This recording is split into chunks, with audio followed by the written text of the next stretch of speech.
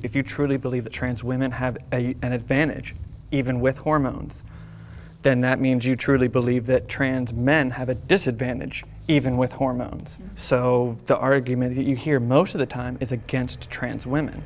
So does that mean that you're okay with trans men having that disadvantage? What's up, fam? Welcome back to Joint Minds. Hope you all are having a wonderful day. In today's video, John and I are going to be reacting to a Jubilee video that we found. Do trans athletes have an unfair advantage? And we'll be giving our takes about it. Just know that in this video, we don't mean disrespect towards anybody of the LGBTQ community. We're in full support of them and their rights as people. This is just a controversial topic that we want to give you guys our thoughts on and react truthfully to this video. So if you guys like this video, do us a favor, let us know your thoughts in the comment section. Be sure to subscribe, and we'll be linking Jubilee's original video in the description below. Hey guys, it's State Prince here. I just want to say in this video, John and I sometimes use the wrong pronouns when referring to some of the people in this video. We just want to let you guys know that this doesn't come from a place of, hate or like thinking that they're not that gender. It just comes down from a place of we're not used to talking about stuff like this, so we just make mistakes and we're just a little ignorant. So, please forgive us. This is, in no way meant to be offensive to anybody. Trans athletes have an unfair advantage. Step forward if you agree. Transition usually happens after puberty, right? So if this biologically male athlete goes through puberty, he gets like better bone structure, he has all these skills that he enhances, all these muscle that he puts on, and then he transitions. Yes, your testosterone levels go down, but you're always just gonna have that things that you've gone through during puberty that you have after you've transitioned. Higher bone density and larger lung capacity and a larger heart, and that's not something that can necessarily be changed with hormones. Of course, this isn't the same for trans men athletes. I have to completely agree with that because I feel like yes, certain trans athletes have an unfair advantage. But it's only for the men transitioning to women, not for the women transitioning to men. At all in the slightest. Women transitioning to men are basically always going to be at a disadvantage. They could close the gap with hormones, being able to put on muscle and all that stuff. But the things like bone density, larger hearts, larger lungs, you can't change muscle those. Switch reactions. Yeah, you can't change that with hormones. But I think it not only just depends on how they're transitioning, but also the sport that they're transitioning to. I don't think it matters the sport. I think that I think it's like some sports. It's like your bone density and your muscle mass don't particularly matter. I actually think that it does in every single sport. Any athletic sport, I should say. Just because when you take a sport like chess, I don't think that being man versus woman really matters. But when it comes to even golf, where it has limited I was gonna say golf because but that's more of a technique based game. Well, no, it still requires you to have strength to be able to hit that ball as far with as much control. Yeah, but then like that. Yeah, but then okay. I think the best thing would probably be if they created two extra categories, male, female, and then trans men and then trans women.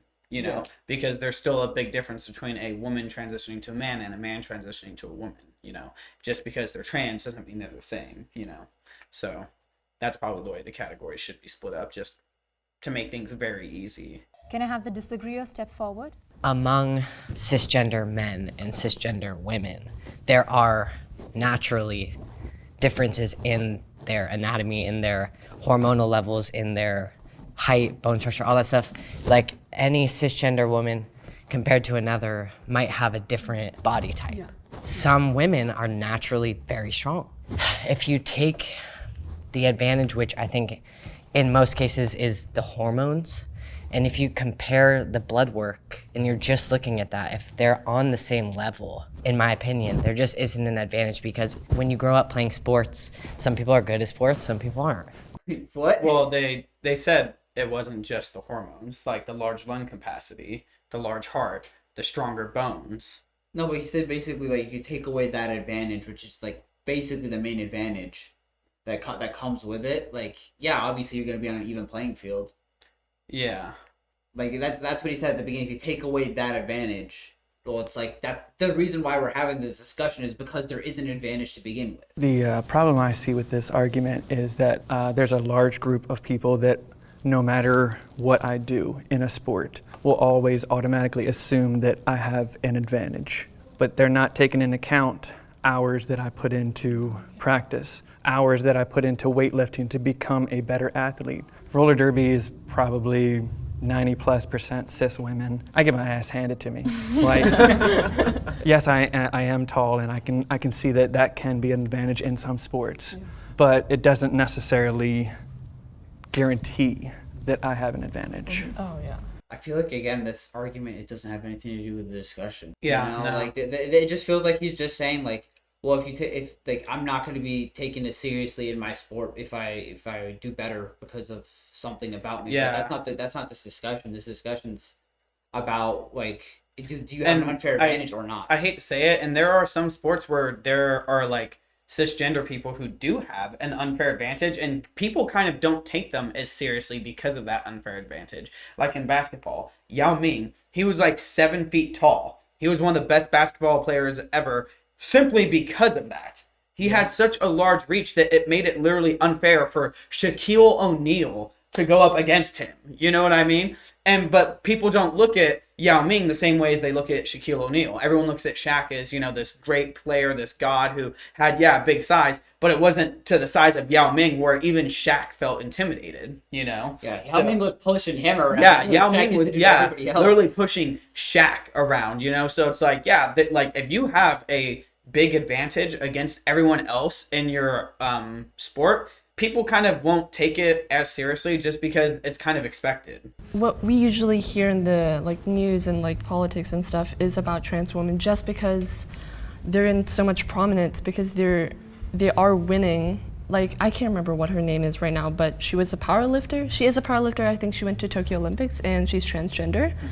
And they're winning by like a large amount like of weight. If you truly believe that trans women have an advantage, even with hormones, then that means you truly believe that trans men have a disadvantage, even with hormones. So the argument that you hear most of the time is against trans women.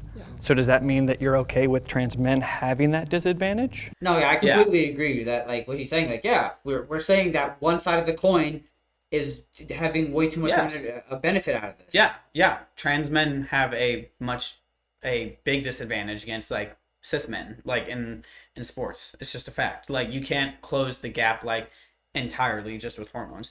I mean, you can against some athletes, but against the top tier athletes, like, no, I'm sorry, but no woman who transitions into a man and uses those the steroids and, you know, the hormones and everything to put on muscle is probably never going to be able to compete like a normal NFL offensive lineman. There's a reason why you see only trans women blowing out all the records in women's sports and no trans men like blowing out any records at all. True. When I was like going through high school, I wrestled against females. I had to suppress both my hormones in my body, and I was still able to beat the men too, with my like levels low.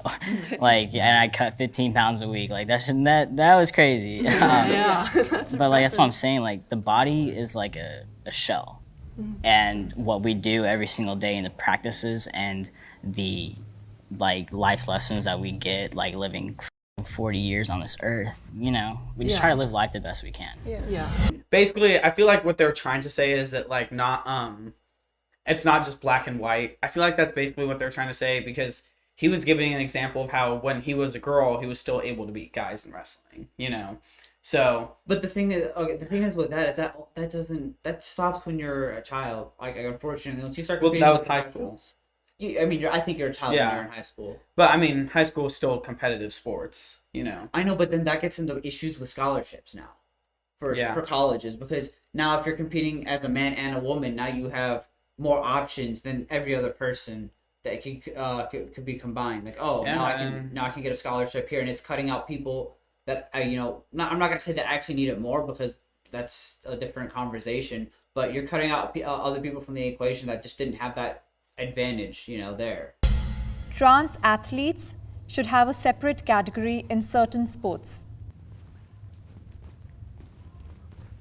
I don't want to say that they should be in a completely different category just because socially and legally, yes, they are that gender that they transition to, and putting them in another category just seems, from hindsight, seems wrong. But as an athlete, like in the sporting world, it just does seem a little bit unfair if you classify them under the same group, I guess. Yeah, I think that there definitely are some sports where your physical ability makes a much larger impact on the sport itself. Wrestling would be one of them, swimming, track, something like that. But if you look at NASCAR as a sport, I believe that anyone can then go and do that sort of sport. Okay, that's like a pretty bad argument, because the thing is, the hard part about NASCAR is how you take the G-forces from the like actual vehicle moving so fast, and having a larger, stronger body helps you take more G-forces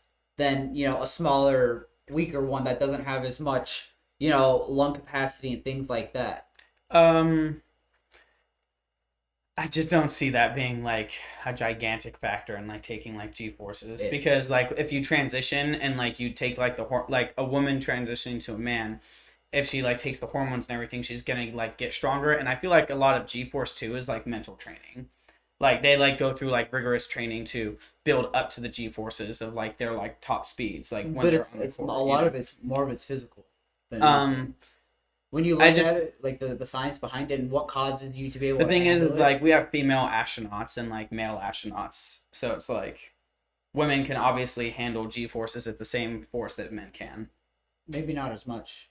Maybe at that certain range. There's equally as many female astronauts as male astronauts. It's about going. But those are the highest G-forces, like on Earth, that have been like tested, is shooting a rocket into space.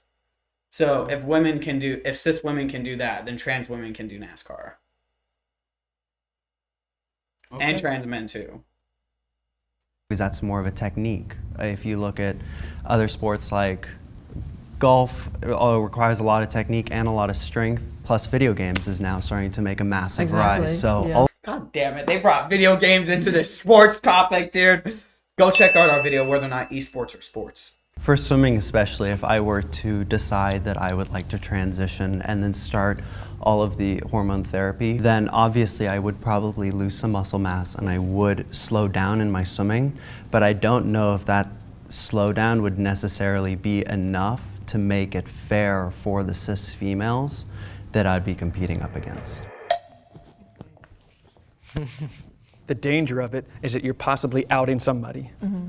In America alone, there's several places that it's still extremely dangerous to be an open transgender person. Again, with like not even going to the question. Okay, he's talking about the ethics, why you shouldn't separate trans people into their own category in sports. He's basically saying that because it's so dangerous in certain areas of the United States, you're basically still promoting the ideology that they're different and need to be separate. That's such a poor argument, because we still have categories within male sports, like in MMA. Because but it's like a segregation thing, basically. You know, separate but equal, but they're still separate, and that creates a mentality that they're different. And that different mentality will basically breed hate.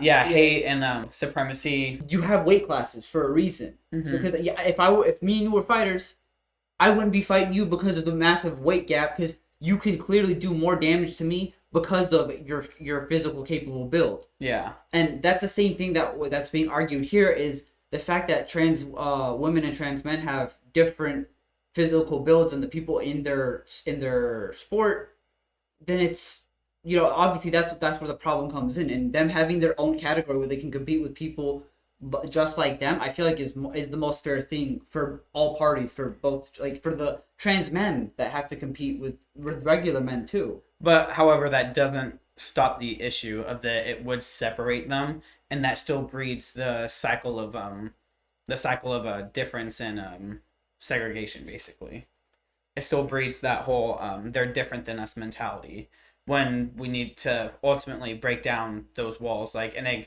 it's basically, in my opinion, people who already have their bias towards trans people are too ignorant to change their mind, and putting them in a separate category in sports would just further justify their hatred basically towards them. Like, can you see that point at least? I know 100% Yeah, see okay, that point. all right. I think I that's was gonna say, valid point. I understand exactly what you're saying. Like that, like yes, like the physical differences do require a separate category, and in my opinion, I do think they do also. But I'm just trying to explain what like he was saying. No, you know, that definitely or makes she, sense, right? and I can definitely understand that point. I'm just saying, especially when it comes to those like physical, full contact sports. Yeah. That's where it's like, you know, I somebody's gonna get hurt either way. I'd rather it not be the athletes personally. Yeah. You know, that's not fair to them. Yeah. Where does the line draw? You're saying swimming, and you had mentioned earlier that like height was an advantage. Did I go through puberty as a male? Yes.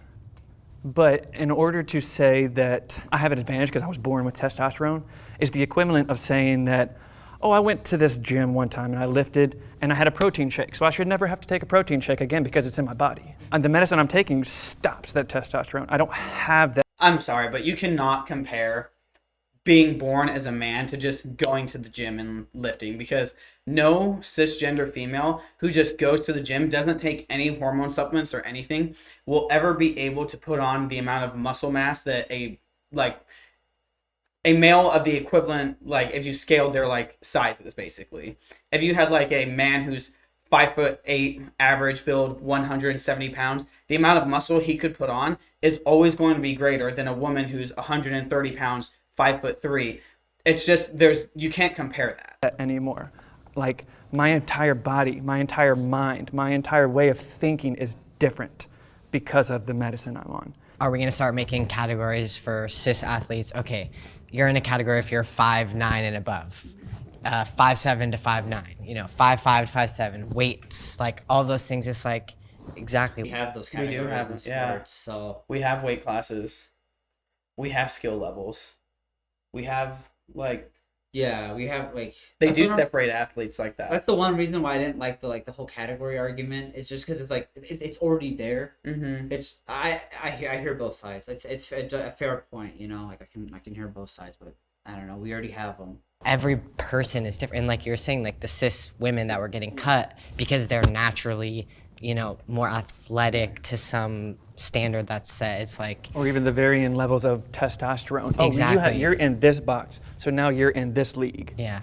We already do separate everyone into their own different levels. You don't have Olympic athletes coming and competing at state Club levels. club levels. There's no proof of any trans athlete that is number one in any category, right? Hormone testing is fair.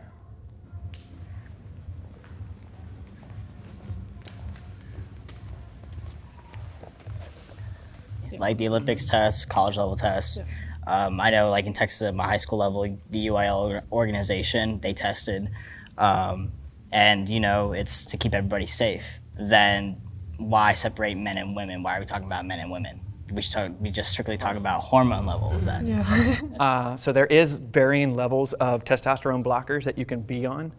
I chose to be on one of the higher ones, but I can guarantee you that someone like me is going to get less of a chance to be cut than a cis female because my hormones will stay the same, whereas a cis is going to be all over the place depending on all sorts of variables. Yeah. I personally think that the hormone testing, Cisgender male has varying levels of hormones too. Men, that's why men get their period. Like that's fucking true. Men have like gigantic like hormone swings also every like 60 to like 90 days. So My thing is with, I mean, I feel like the question too is, like, I feel like it's kind of unfair because some people like produce an unnatural amount of testosterone or estrogen just because how their body is, and Yeah. it's not necessarily that they're injecting themselves with anything, you know. And I feel like that gets into very fishy like territory. I mean, yeah, not only that, there's just some women who have like higher amounts of like testosterone, Yeah. like naturally, you know. So I think there was something that happened in the Olympics where one of the Yeah, there was. Yeah, where they were tested and they had too high of testosterone, and she was cisgender and got disqualified just for having too high of And she testosterone. wasn't taking any supplements. They couldn't find anything in her system. Yeah, Obviously, performance enhancers, right? Steroids, extra testosterone, all those things are thrown around among cisgender men in the fitness world to, enhance their performance. Why didn't they zoom in on that guy? Dog, they went for such a dramatic shot right there, Yeah. dude. I mean, good camera work, but what the was that for? They're trying to like depict him as this bad guy. Well, what about cis men that take testosterone to get bigger and that sort of thing? So. Hey. How you doing, man? Testing for hormones is fine. The issue is what you're gonna do with that, because as I said earlier, it's really hard to put someone in a box because there's always averages here and there for male and female, but especially when you start making your way up in the competition pool, those norms go out the window, and it then gets even more difficult to write legislation on what a male can compete in and what a female can compete in for if their hormone levels are outside of this said box. A cis female that's competing in a high level of track might have a normal male testosterone, so now are you going to kick them out because now their testosterone levels are too high? And that's where legislation can get really difficult to write. Schooled them, dude. They didn't have shit to say after that. Once you just bring up a cis woman who has the same levels of testosterone as a male, then suddenly the whole argument's fucking thrown out the window. That's the whole problem with a lot of their arguments, that I feel like it's just been like debating one side but not taking account for like both parties. I am treated fairly by my fellow athletes. Lonely times. When in high school, when I came out like prominently, everybody knew that I was trans, and there was a coach that exploited me in a lawsuit to try to ban me in high school. Yeah. I'm so sorry. Wow. I was on hormone blockers, and it was suppressing my estrogen and testosterone. And even though everybody knew who I was, when it came to like after junior high, when he did that, it was so aggressive. Parents would scream from the stands that they wanted to hurt me. Now that's fucked up. That's fucked up. Yeah. Fuck that, coach. Yeah. That's really scummy. Like, what the hell? Like, People just want these hands. this is that part of where I understand where they're coming from when they're side of the argument of categories and like, splitting them up and how that can make them like be viewed. It's like, damn, like there's no right way to help everybody out in this situation. Yeah. Sports body's a should be vessel. gender neutral. It shouldn't matter whether you're body's male a or vessel. female, because I feel like Especially just like little girl sports in in general, wrestling. is She growing. wrestled in the junior Especially just, division, like little in girl in wrestling and wrestling. nationals, She in the wrestled 106 in the pound junior division, and in she kicked all the wrestling guys' nationals. asses. See, the problem with this whole argument of sports should be gender neutral and everything is, I think the only example I need, a transgender female, male to female, she cracked the other woman's skull open in both fights. Both fights cracked their craniums. It wasn't even a close fight. It was described as a bloodbath. There is such a big difference between the power that a born male transitioning to a woman is able to generate. These are trained professionals in fighting, one of the deadliest sports. And if you want to like talk about like how things should be in general, you got to take into account the worst case scenario. And this is the worst case scenario. And he's talking about wrestling. So you want to talk about fighting, dude? This is the truth in fighting. When you get to professional levels, a transgender woman would stomp. Period. And a transgender male would get stomped. Period. There's basically no arguing this. You need to have separation literally for safety. Literally for safety. It's not discriminatory. It's not about, they're different or anything. I mean, they are in the sense of their genetics, and that's what the difference is, And that's why people are separated, is for safety reasons. That's why they have weight classes. And he brings that up as one example. However, there are way more examples of men fighting women or trans women fighting females, cisgender females, getting stomped on. There's only very, very few instances that are just personal to him that are a trans male beating cis males, And I hate to say it, what if those cis males just sucked? The thing is, even cis women don't want like transgender men competing in their sport because they That know too. how big of an advantage they're at. Like, dude, Serena Williams herself, like one of the best tennis players in history, said, like, I don't want to compete with the men. Like, they're just way stronger, way faster. Like, they'll destroy me. And Well, who would it be? Well, I don't know. Let's say you would be the. I was hoping you'd say. All right, feminine side, and me. And you. Oh. Well, actually, it's funny because Andy Murray, he was been joking about myself and him playing a match, and I'm like, Andy, seriously, like, are you kidding me? Because men's tennis and women's tennis are completely almost two separate sports. So I'm like, if I were to play Andy Murray, I would lose 6-0, 6-0 in 5 to 6 minutes, maybe 10 minutes. The men are a lot faster. They serve harder, they hit hard. It's just a different game. And It's for safety. It's literally just for safety. like, and I'm sorry, like, if that hurts your feelings a little bit to be, like, separated, but, like, come on, like, you kind of have to realize that there's bigger things at play here than just, like, your feelings, you know? For me, the issue that I would start seeing with this is when we start looking at scholarships. And for college level, if you start combining the sports by gender, then scholarships are always given to the top athletes. What happens to the female? Yeah, that's exactly what I was saying earlier about the scholarships. Like, you're just giving somebody way too much of an advantage that they're not going to be able to.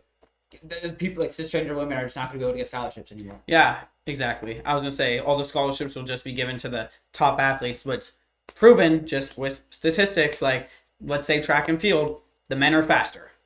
Like, the top athletes of men are faster than the top athletes of women. The women won't get any scholarships. But in a sense of like when I've noticed in just like studying of how like female athletes are and male athletes are, the best like MMA female athletes, cis, have male training partners. And most of the time, like, they're kicking their ass unless like they're training for, or unless they have somebody that's better than them to push them. And then that's just making them a better athlete. There might be the top level women that can kick some average male fighters' asses, but if you take the top level men and the top level women in their same category, it will not be close. He's comparing her training partner to the professional and putting them on the same level. When a training partner is literally that, a training partner, it's not meant to be serious. It's meant to run drills, get practice, get form. You're not fighting them for a title. At all. You know? It's not in an environment to be taken competitively. And then this also comes into younger combat sports where some men might actually just have an abnormally amount of testosterone for their age, even if they're transitioning to become a woman, that might just completely stomp a little girl in a MMA fight, or not an MMA fight, wrestling, or any combat sport. Mm-hmm. I can imagine football, soccer, like those are pretty contact heavy. Like, you could get hurt pretty badly. I think trans athletes should still have their own separate category. I think there should just be male, female, and then trans men, trans women, and we just go from there. Yeah, is it gonna create that feeling of separation and discrimination? Yes, but I hate to say it, that's kind of based off of their own personal reaction. They have to see it that there's like a safety thing with it. We already have categories for like men and women, and for weight classes, and for skill levels and all that. And they like, ultimately that's just how sports is, to keep things fair and to keep things safe. And the thing is, you can't say it's discrimination out there because there's case. It happens to everybody. Yeah, it literally, it's not discrimination because everyone goes through it. Everyone gets put into a category in their sport. It's just how it is.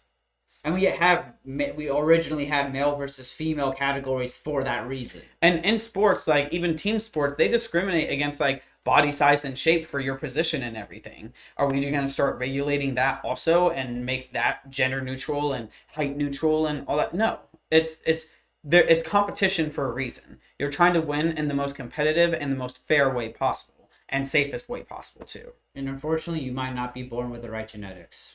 It's just how it is. Hate to say it. I'm not fucking 6'3" and 220 pounds of twisted steel sex appeal Randy Moss. Okay? And that's fine. I wasn't meant to play a wide receiver. That's why I played left guard. And I wasn't even fucking meant for that. Because I'm 5'9". Alright? So if you don't have the genetics for something, suck it up and deal with it. That's just how competitive sports are. So you know what you do? You find a sport that you can compete in pretty damn well at your weight class, at your height class and everything, and then you fucking dominate. There. Is it fine, friend? Yes, it's fine. It's fine.